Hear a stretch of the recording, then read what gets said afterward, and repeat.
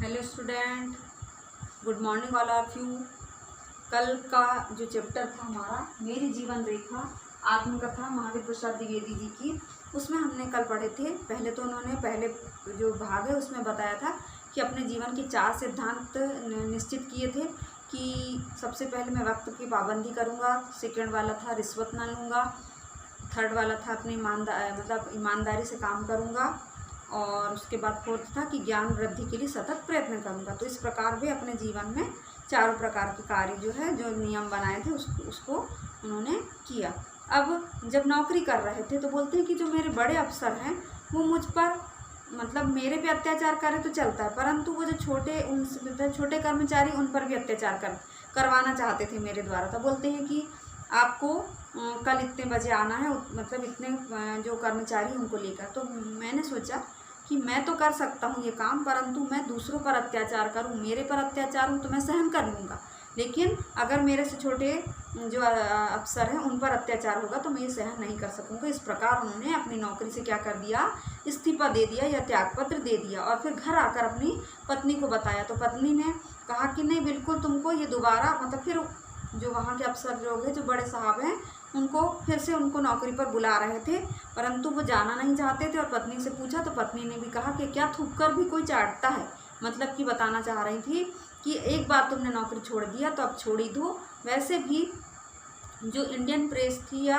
जहाँ पर वो काम करते थे, तो वहाँ से भी यानी उनके दूसरे काम भी होते थे नौकरी के अलावा, तो वहाँ से जो कुछ पैसा मिलता है उसी से हम क्या करेंगे, घर चला लेंगे। पहले तो हमने 15 रुपये में घर चलाए हैं, तो अब तो हमको 23 रुपये मिल रहे हैं, तो हम ऐसे में भी घर चला ही लेंगे। तो अब आगे की जो घटना है वो आज हम पढ़ेंगे।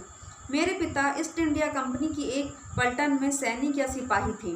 वे मामूली हिंदी पढ़े लिखे थे, बड़े भक्त थे। सिपाहियों के काम से छुट्टी पाने पर राम लक्ष्मण की पूजा किया करते थे। इसी से साथी सिपाहियों ने उनका नाम रखा था लक्ष्मण जी, है ना। अब आगे देखिए, गदर में पिता की पलटन बागी हो गई। जो बच निकले वे बच गए, बाकी जवान तोपों से उड़ा दिए गए। पलटन इस समय होशियारपुर पंजाब में थी। पिता ने भागकर अपना शरीर सतलुज की वेगवती धारा को अर्पण कर दिया, यानी अपने पारिवारिक जीवन के बारे में बता रहे हैं। 1 या 2 दिन बेहोशी की हालत से सैकड़ों कोस दूर आगे की तरफ कहीं वे किनारे लग गए। होश आने पर संभले और हरी मोटी घास के तिनके चूस कर कुछ शक्ति संपादन किए। मांगते खाते साधु वेश में कई महीने बाद वह घर आए, है ना। उनके पिता के बारे में बताया गया। घर पर कुछ दिन रहकर इधर उधर भटकते रहे। वे बम्बई पहुंचे। वहां वल्लभ संप्रदाय के एक गोस्वामी जी के यहाँ वे नौकर हो गए। उस गोस्वामी जी की मुलाजिमियत मतलब होता है नौकरी में रहे। फिर सदा के लिए उसे छोड़कर वे चले आए, है ना। मेरे पितामह अलबत्ता संस्कृतज्ञ थे। अब अपने पितामह मतलब दादा के विषय के बारे में बात बता रहे हैं वो, कि मेरे पितामह अलबत्ता संस्कृतज्ञ थे, संस्कृत बहुत अच्छी जानते थे और अच्छे पंडित थे। बंगाल की छावनियों में स्थित पलटनों को भी पुराण सुनाया करते थे। उनकी एकत्र की हुई सैकड़ों हस्तलिखित पुस्तकें बेचकर मेरी पितामही मतलब दादी ने पिता और पितृत्व आदि का पालन किया था, है ना। वयस्क होने पर 2-4 पुस्तकें मुझे भी घर पर पढ़ी मिली जब मैं बड़ा हो गया। तो मेरे पितृत्व दुर्गा प्रसाद नाम मात्र को हिंदी तथा कैथी जानते थे, मतलब हिंदी बहुत कम जानते थे, और कैथलिक, पर उनमें नए नए किस्से बनाकर कहने की अद्भुत शक्ति थी। रायबरेली जिला में दानशाह के गौरा के तत्कालीन तालुकेदार भोपाल सिंह के यहाँ किस्से सुनाने के लिए वे नौकर थे। मेरे नाना और मामा भी संस्कृतज्ञ थे। नाना और मामा भी जानते थे, यानी अपने मम्मी के परिवार वाले के बारे में भी बता रहे हैं। मामा की संस्कृतज्ञता का परिचय में स्वयं मैंने उनके पास बैठकर प्राप्त किया।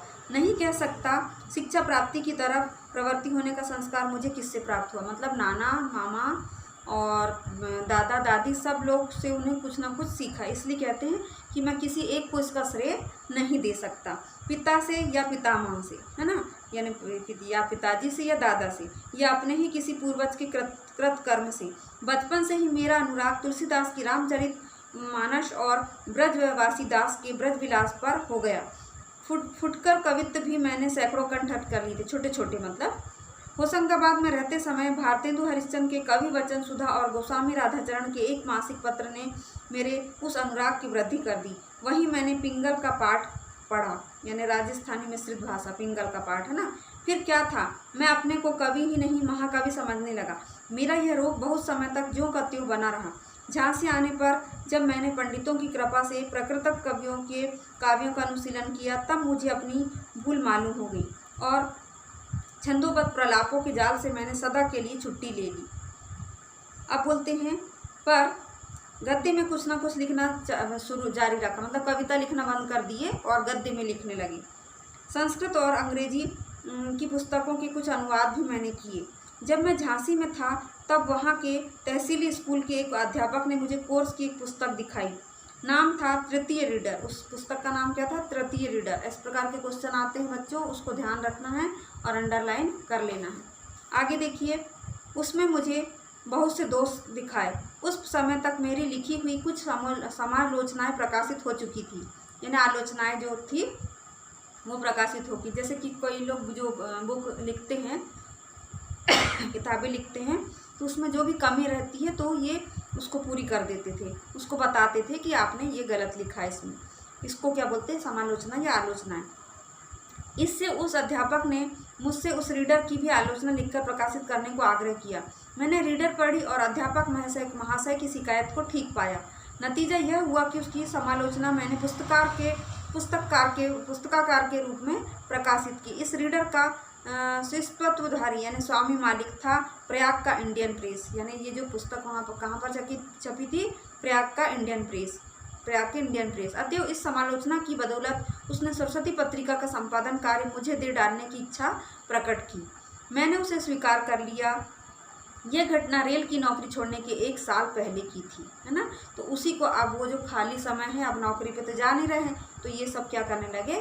किताब लिखने लगे। तो बच्चों आपको समझ में आया होगा, पहले पैराग्राफ में उन्होंने बताया था कि मैं ये अपनी घटना क्यों सुना रहा हूँ, क्योंकि उनके मित्र सुनना चाहते हैं।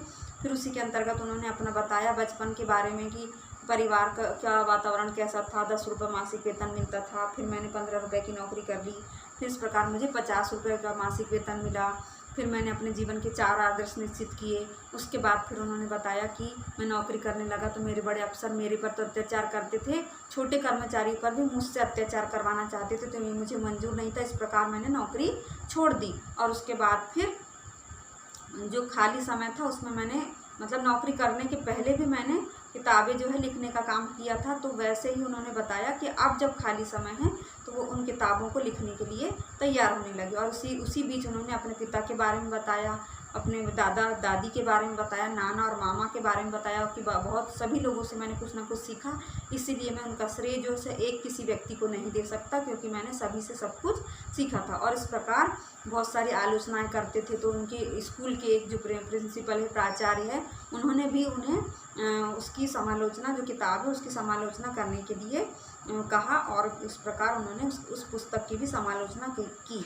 और इसके बाद आगे की घटना जो है हम कल पढ़ेंगे बच्चों। आज की कक्षा यही समाप्त होती है। धन्यवाद।